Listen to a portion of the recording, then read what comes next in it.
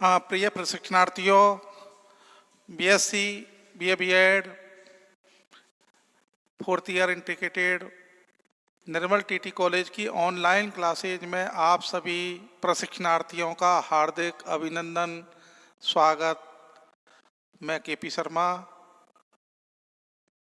सभी का स्वागत करता हूं। साथ में मेरा जो आज जो प्रश्न पत्र द्वितीय है समावेशी विद्यालय बनाना, उसके अंतर्गत ही जो आज प्रकरण है, टॉपिक वो है 94 ये टॉपिक है मेरा 94, जिसका नाम है चिंतन की विशेषताएं।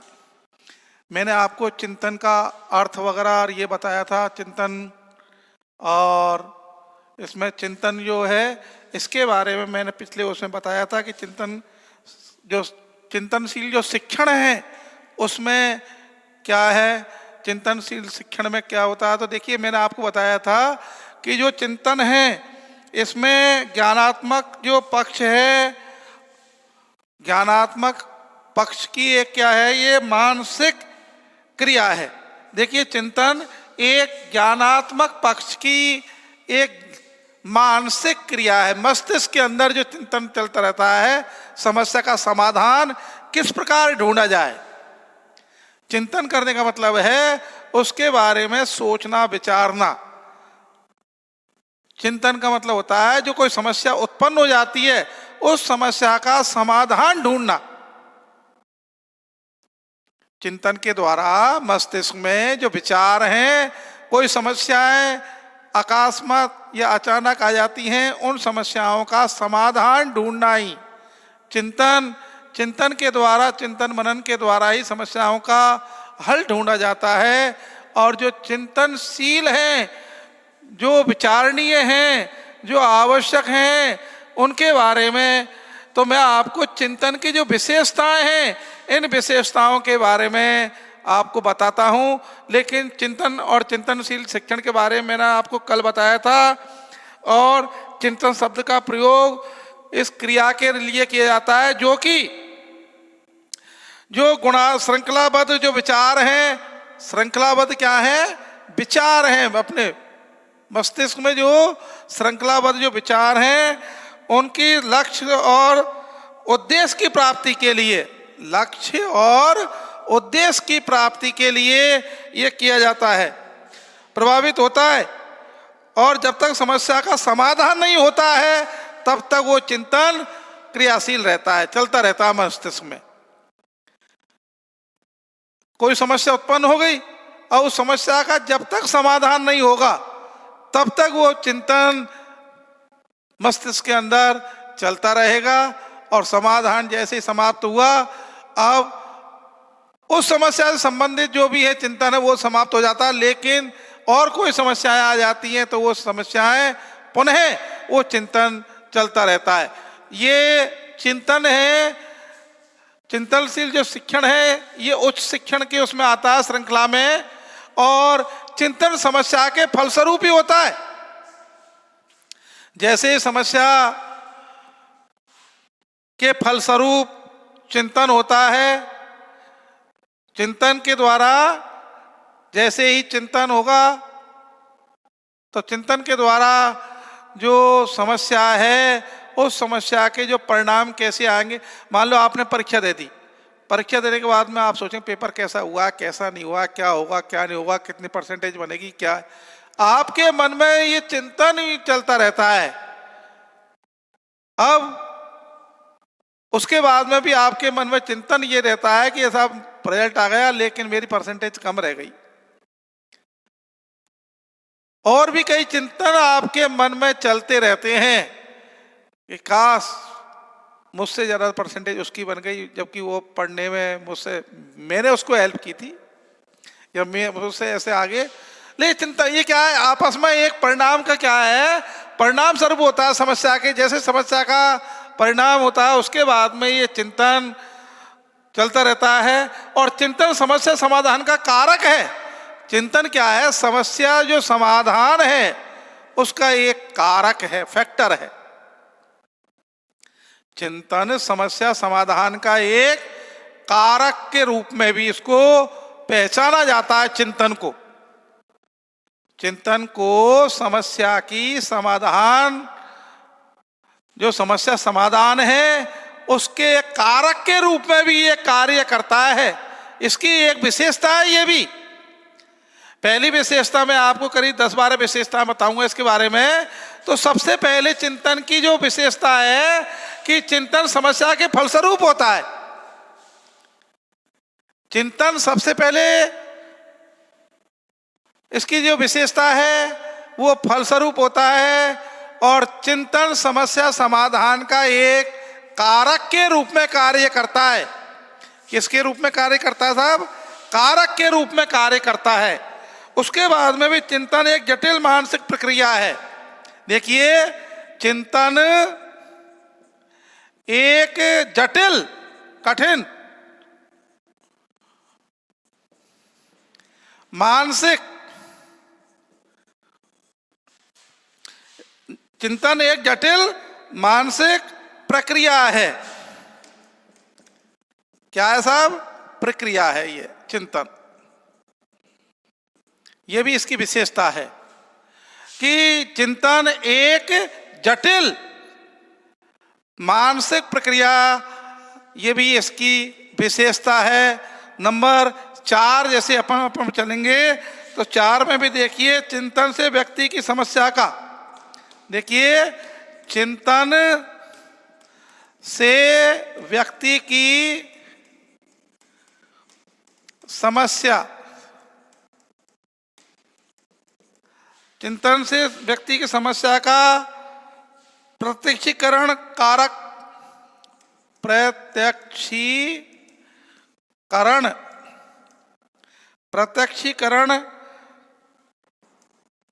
करना पड़ता है। प्रत्यक्षीकरण करना पड़ता है इसके चिंतन के द्वारा। ये भी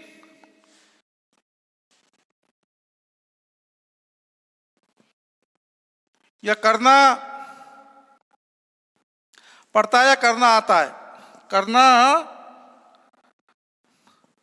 प्रत्यक्षीकरण करना आता है।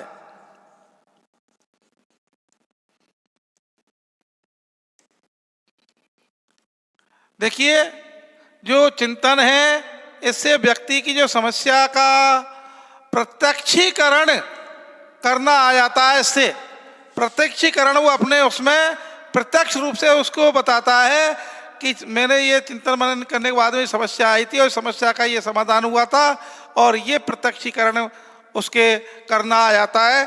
किससे? चिंतन के माध्यम से। ये भी इसकी एक विशेषता है। 5वीं जो विशेषता है चिंतन की वो करीब है कि चिंतन स्थूल है। चिंतन स्थूल और स्थूल से सूक्ष्म, ये 2 हैं। स्थूल से सूक्ष्म की ओर, स्थूल से बड़े से छोटे की ओर, स्थूल से सूक्ष्म की ओर होता है या आता है। देखिए, इसको दोबारा समझो। चिंतन है ये स्थूल, स्थूल का मतलब बड़ा, और ये सूक्ष्म का मतलब छोटा, बारीक, बिल्कुल एकदम। स्थूल से बड़े से छोटे की ओर आता है ये, इसका ये भी एक कारण है। उसके बाद भी देखिए, जो चिंतन है ये संश्लेषण से विश्लेषण की ओर, हाँ, चिंतन, जो ये चिंतन है ये संश्लेषण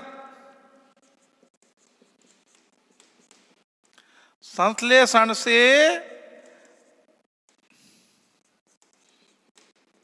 विश्लेषण, संश्लेषण एवं विश्लेषण दोनों आवश्यक हैं इसके लिए। संश्लेषण एवं विश्लेषण कर दो इसको, वह चिंतन, संश्लेषण व विश्लेषण दोनों ही आवश्यक हैं। यूं लिखो, इसको शॉर्ट में लिखते हैं, दोनों ही आवश्यक हैं। एक से काम नहीं चलता है साहब। संश्लेषण और विश्लेषण ये दोनों हैं, ये चिंतन के लिए हैं, ये भी इसकी विशेषताएं हैं। उसके बाद में देखिए दोनों ही आवश्यक हैं इसके लिए, दोनों ही आवश्यक हैं, एक से काम नहीं चलता है। उसके बाद में आता है कि चिंतन प्रक्रिया में व्यक्तिगत विभिन्नताएं पाई जाती हैं। सही है, ये चिंतन जो प्रक्रिया है,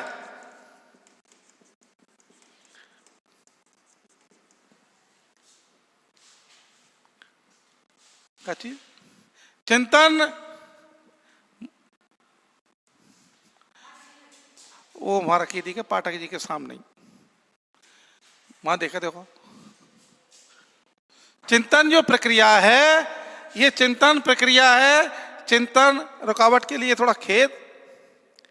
और जो चिंतन प्रक्रिया में, चिंतन जो प्रक्रिया है, चिंतन प्रक्रिया में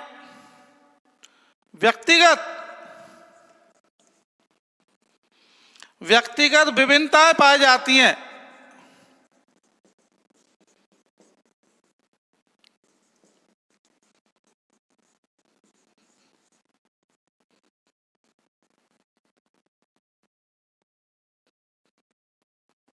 व्यक्तिगत विभिन्नताएं पाई जाती हैं। चिंतन की प्रक्रिया छोटे बालकों में नहीं होती है। हाँ जी, देखो कितना इसको यूं लिखिए, चिंतन की प्रक्रिया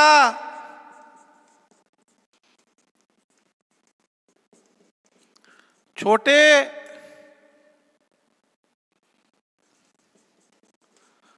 बालकों में नहीं होती है, बड़ों में ही होती है साहब। ये बालक के जानते हैं बेचारे। और चिंतन का अंत समस्या पर ही होता है। देखिए सही, बिल्कुल चिंतन का अंत समाप्त, चिंतन का अंत समस्या, समस्या समाधान लिख दो उसको, समस्या समाधान पर होता है। और 10वां लिख लो, चिंतन उद्देश्य पूर्ण होता है। चिंतन उद्देश्य पूर्ण होता है, बगैर उद्देश्य के नहीं।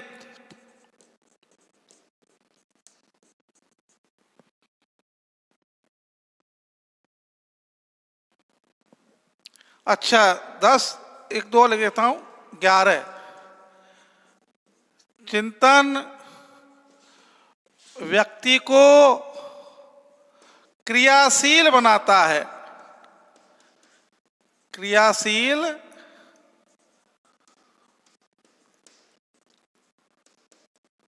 बनाता है।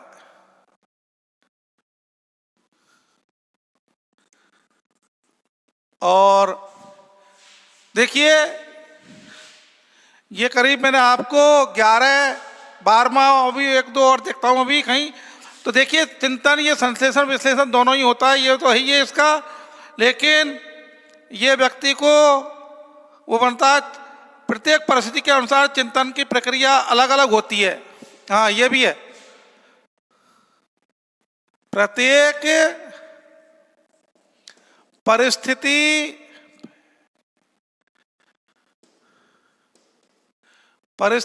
के अनुसार चिंतन की प्रक्रिया अलग अलग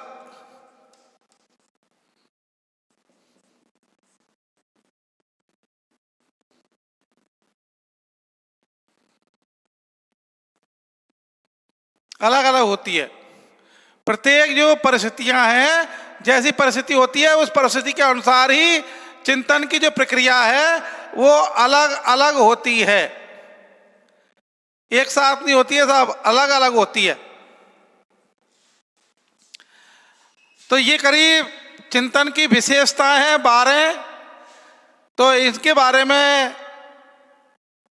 मैं पुनः आपको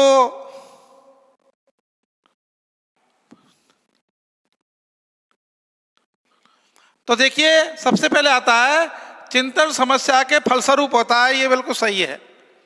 चिंतन समस्या के क्या होता है? फलस्वरूप। जैसे चिंता आती है, उस चिंता के बाद में ही चिंता के समस्या, जैसे ही समस्या मतलब चिंतन समस्या के उसमें है हल करने का एक चिंतन समस्या के फलस्वरूप होता है। जैसे समस्या चल रही है, उस समस्या का समाधान नहीं निकल रहा है, तो चिंतन आप स्वाभाविक चिंतन प्रक्रिया प्रारंभ हो जाएगी। देखिए, चिंतन की जो प्रक्रिया है वो पुनः प्रारंभ हो जाएगी यदि चिंतन की जो समस्या है उस समस्या का अगर समाधान या उसका फलस्वरूप जो चिंतन है, उस चिंतन की जो गतिविधि है, चिंतन की जो समस्या है, उस समस्या का जो समाधान का कारक है, चिंतन समस्या का समाधान का एक कारक है, माध्यम है, फैक्टर है। जब तक चिंतन समस्या समाधान नहीं होगा तब तक वो चिंतन चलता रहेगा, और जैसे समस्या का समाधान हो गया चिंतन आपका समाप्त।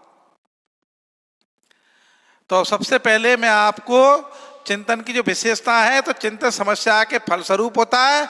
जब समस्या चल रही होती है, समस्या का समाधान नहीं निकलता, समस्या घेरे रहती है, तब तक व्यक्ति के मन में चिंतन की प्रक्रिया चलती रहती है।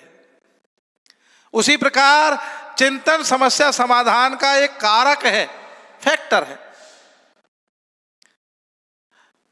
चिंतन के द्वारा ही समस्या का जो समाधान है वो होता रहता है, और वही एक फैक्टर है, कारक है। चिंतन ही एक समस्या का इसका फैक्टर है और एक कारक माना गया है इसको। और चिंतन एक जटिल मानसिक प्रक्रिया है साहब। चिंतन एक बहुत जटिल, उलझी हुई समस्या उत्पन्न करने वाली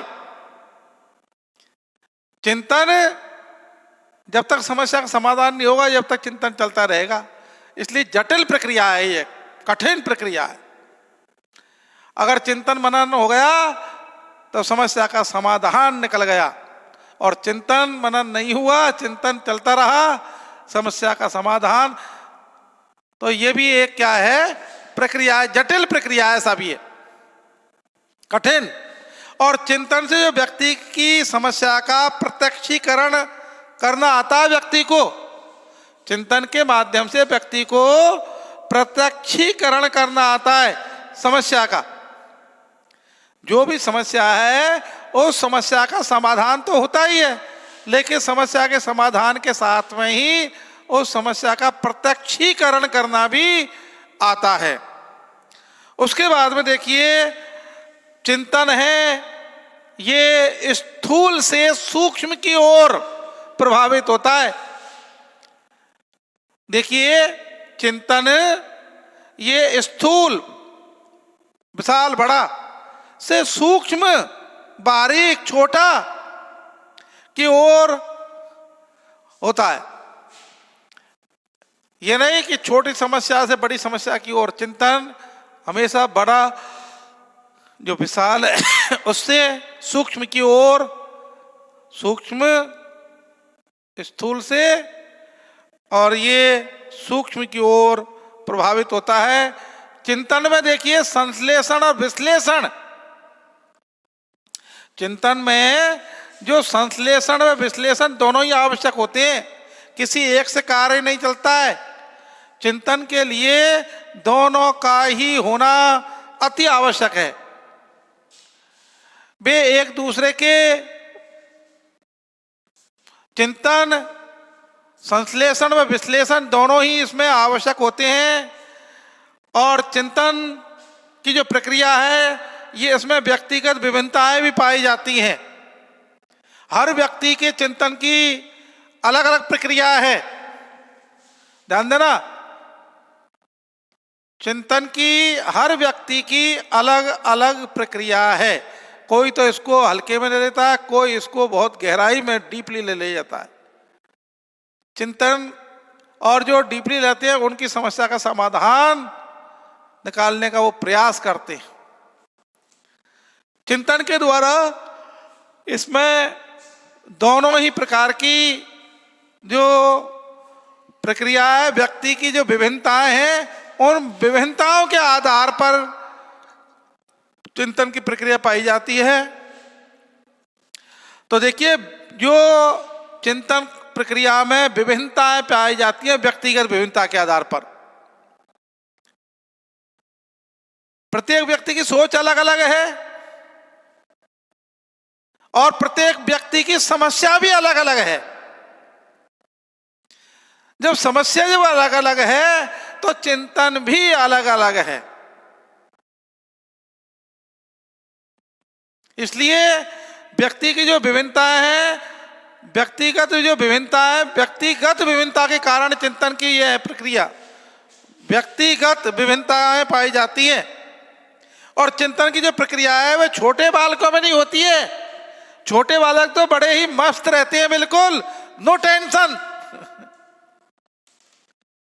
छोटे बालकों में ये चिंतन की प्रक्रिया नहीं पाई जाती है, ध्यान देना। आपने देखा होगा कोई बालक के सामने समस्या आ गई, तुरंत वो अपने माता पिता को, अपने गुरुजनों को, उनको बतलाएगा और अब वो सारा जो चिंतन है वो खुद करो, माता पिता और गुरुजन। बालक चिंतन नहीं करता है। बालक का तो चिंतन इतना सा है कि अपनी जो समस्या, उस समस्या को उनके लिए केवल बतला दे बस, उसके बाद में वो जाने और उनका काम जाने। इसलिए चिंतन की जो प्रक्रिया है वो छोटे बालकों में नहीं पाई जाती है, केवल बड़ों में ही जो समझदार हैं उन्हीं में चिंतन की प्रक्रिया पाई जाती है। ध्यान रखना, यह भी एक चिंतन की विशेषता है साहब। देखिए, चिंतन, हाँ, छोटे बालकों में चिंतन मान लो है तो डर और भय केवल गुरुजनों हो रहा। सब गुरुजी ने काम दिया था, वो काम हमसे नहीं हुआ है और मम्मी पापा से जल्दी काम करवाओ, हेल्प करो मेरी। डर भय वो चिंतन नहीं है। इसलिए छोटे बालकों में जो चिंतन की प्रक्रिया है वो नहीं पाई जाती है। केवल बड़े और समझदार व्यक्तियों में ही चिंतन की प्रक्रिया पाई जाती है। ध्यान रखना, जो जिम्मेदार होते हैं उन्हीं पर ही चिंतन की प्रक्रिया पाई जाती है। गैर जिम्मेदार व्यक्तियों पर चिंतन की प्रक्रिया नहीं पाई जाती है।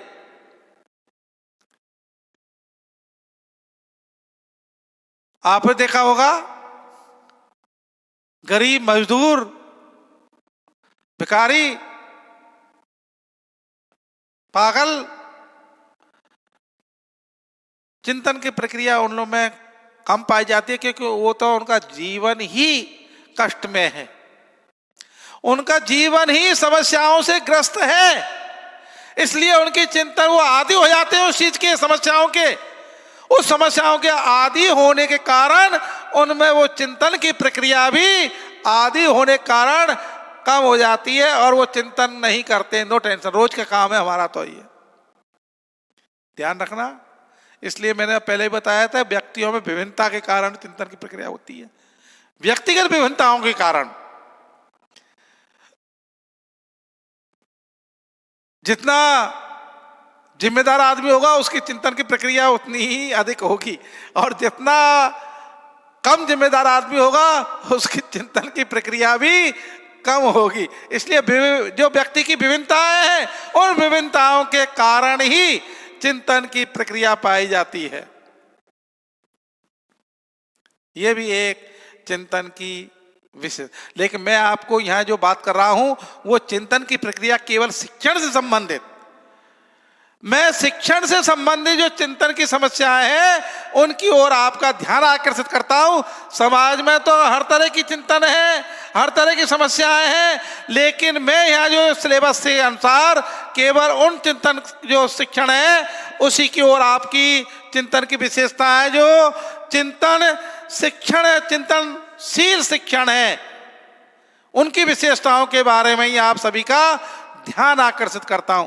मैंने पहले भी बताया था कि देखिए चिंतन ज्ञानात्मक पक्ष की एक मानसिक क्रिया है। चिंतन, हाँ ये परिभाषा थी किसके अनुसार? रॉस, एक विद्वान हुए, एक मानसिक जो मनोवैज्ञानिक हैं रॉस, उन्होंने तो ये बताया कि चिंतन जो चिंतन है ये चिंतन ज्ञानात्मक जो पक्ष की एक मानसिक क्रिया है, मस्तिष्क के द्वारा। चिंतन मस्तिष्क के द्वारा किया जाता है, ध्यान रखना। हाथ पैर, हाँ चिंतन में दोनों ही सक्रिय रहते हैं, कर्मेंद्रियां और ज्ञानेंद्रियां। चिंतन के अंदर मैंने बताया था आपको ज्ञानेंद्रिय और कर्मेंद्रियां दोनों ही सक्रिय रहती हैं।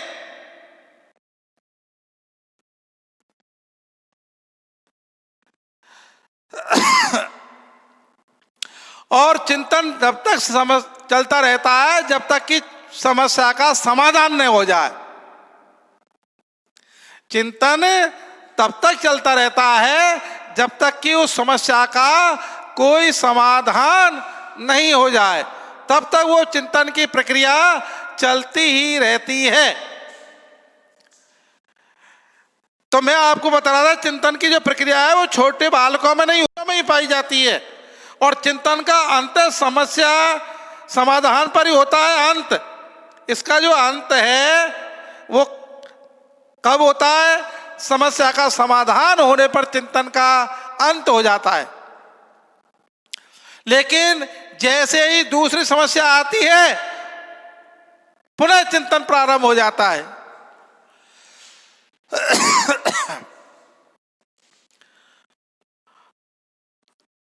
तो चिंतन व्यक्ति को क्रियाशील बनाता है। मैंने बताया था चिंतन व्यक्ति को क्या बनाता है साहब? क्रियाशील। और प्रत्येक परिस्थिति के अनुसार चिंतन की प्रक्रिया अलग अलग होती है। जैसी परिस्थितियां होती हैं उस परिस्थितियों के अनुसार जो चिंतन की प्रक्रिया है वो अलग अलग पाई जाती है। तो मैं आपको इसके बारे में बताया। देखिए जो चिंतन की जो विशेषताएं हैं वो मैंने करीब ये 12 विशेषताएं आपको ये बताई हैं। तो चिंतन समस्याओं के फलस्वरूप होता है, चिंतन समस्या समाधान का कारक होता है, चिंतन एक जटिल मानसिक प्रक्रिया है। जटिल एक मानसिक क्या है साहब? प्रक्रिया है। चिंतन से व्यक्ति की समस्या का प्रत्यक्षीकरण करना आता है, व्यक्ति को प्रमाण देना आता है। और चिंतन स्थूल से सूक्ष्म की ओर होता है। चिंतन स्थूल से और सूक्ष्म की ओर होता है। और चिंतन संश्लेषण और विश्लेषण दोनों ही आवश्यक होते हैं चिंतन में। चिंतन में संश्लेषण और विश्लेषण दोनों ही आवश्यक है, एक से काम चलने वाला नहीं है। इसलिए चिंतन की जो प्रक्रिया है वो विश्लेषण और संश्लेषण दोनों ही पाए जाते हैं इसमें। और चिंतन प्रक्रिया में व्यक्तिगत विभिन्नताएं पाई जाती हैं। जैसे व्यक्तिगत विभिन्नताओं के आधार पर चिंतन की प्रक्रिया होती है, ध्यान रखना। अधिकारी को चिंतन की प्रक्रिया अधिक है बजाय पियोन के। मालिक के लिए चिंतन की प्रक्रिया अधिक है बजाय कर्मचारियों के। और ये चिंतन का अंत है वो समस्या समाधान पर पाया जाता है, होता है। बाकी समस्या जैसे समाप्त हुई चिंतन की प्रक्रिया समाप्त हुई। लेकिन पुनः समस्या अगर उत्पन्न हो गई तो पुनः चिंतन की प्रक्रिया उत्पन्न हो गई। और चिंतन की जो प्रक्रिया है वो छोटे बालकों में नहीं पाई जाती है साहब।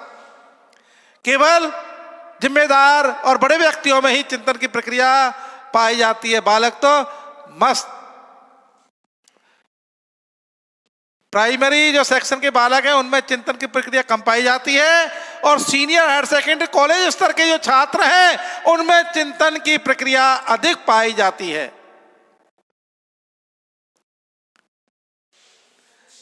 हाँ, आपको चिंतन की प्रक्रिया अधिक पाई जाती है।